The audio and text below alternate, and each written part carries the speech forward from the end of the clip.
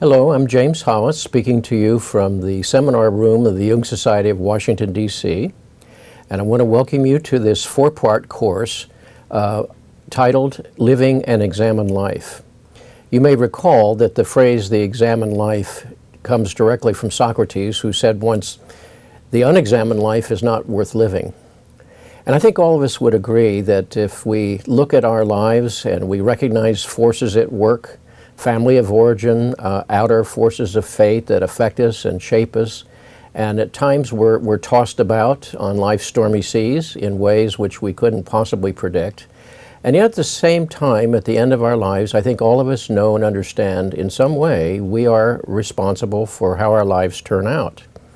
If there's one word or concept that runs through as a thread to all of these presentations, it's the word accountability.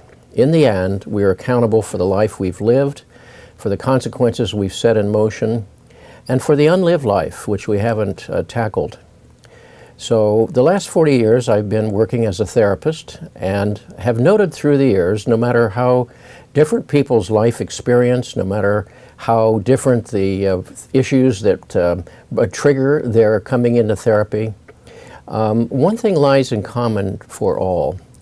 And that is there is an agenda of personal growth, personal development, personal accountability that somewhere needs to be accepted.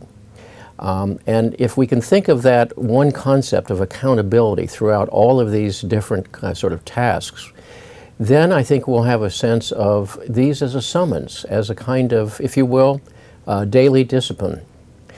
There's a Greek word, paideia, that is usually translated as education, but when the Greeks used that word, they meant it more than just education as we know it, the imparting of information and so forth. It was more about a kind of moral discipline, things that one had to do to become an adult, things that one had to do or of which to be mindful at least, practices that one had to undertake in order to be a person of character, be a person of substance, to be a person of depth and gravitas. And so I'd like to think of these presentations as a summons to a personal paideia, a personal discipline and awareness that can help us make choices and remind us of the unfinished business of personal accountability, not only today but throughout the rest of our lives. What I'm going to do in these four presentations is identify 21 different tasks that I have seen at work in people's lives. Sometimes they come up in a very direct way as a result of therapy. Sometimes they're working through the unconscious. In any way, they're in a sense a summons to responsibility to take on those tasks directly. And I found through the years also that no matter what happens to us, it's not so much what happened to us, because I'm not what happened to me. I'm what's wanting to, express itself in the world through me, what's wanting to unfold through me, and the same for you as well. But what happens to us gets storied. We are a creature who wishes to understand, to make sense of our experience. We want to know, what does that mean? What does it tell me about you? What does it tell me about myself, and so forth?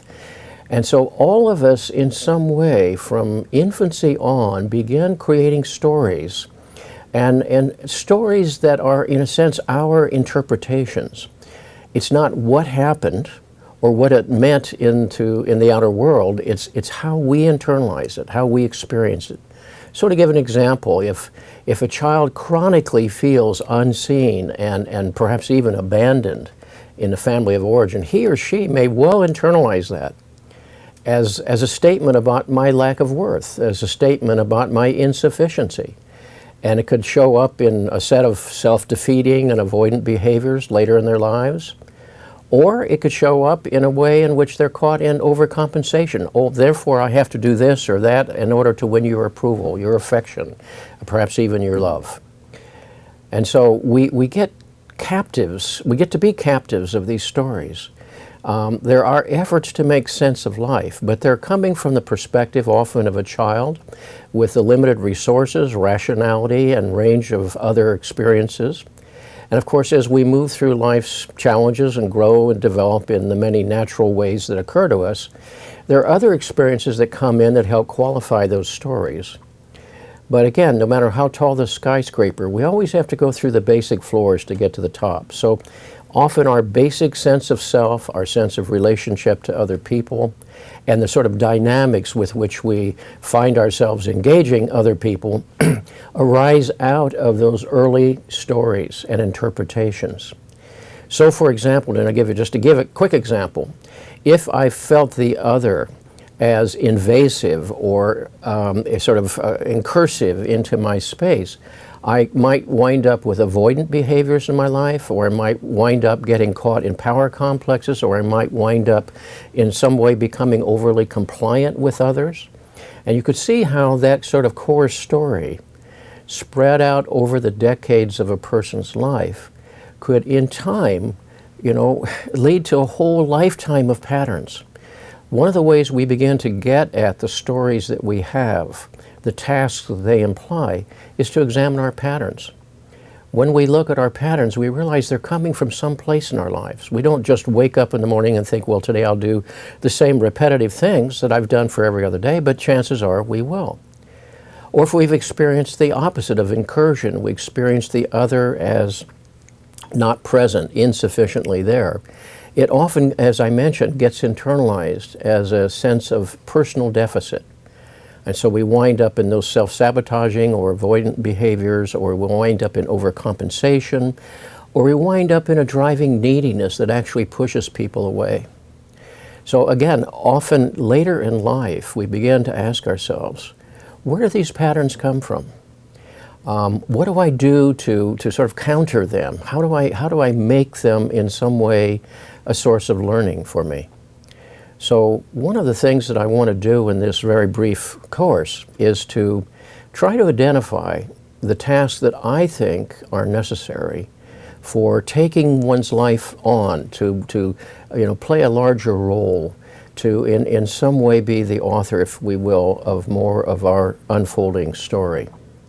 So what I will do in these 4 sessions is simply outline these tasks and lead to some possible ideas on your part, and make some suggestions, and we'll have interactive sessions later on in this course, which you can respond in a personal way if you wish. So that said, let me just then say by way of summary, the examined life is based on a couple of basic ideas. I am accountable for my life, my choices, my consequences, and to be accountable, I have to begin to discern from where inside of me are my choices being made. The human ego easily convinces itself it's in charge, it's the boss. We easily persuade ourselves that we're conscious, that we know what we're doing.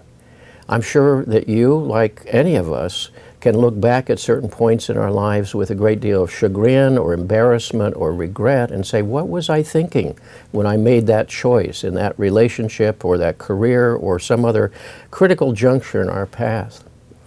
And yet that humbling experience is the beginning of wisdom. When we examine it, we begin to realize, all right, there's the place where I have to learn what were the silent players at work in the selection process, the enactment process.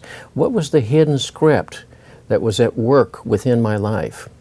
And in those moments, we begin to gain at least a sense of what our task is, to be mindful of that sort of hidden script, that story, that old scenario, that fragmentary sort of account of who we are and what the world's about, how it's playing a role in the choice of our lives.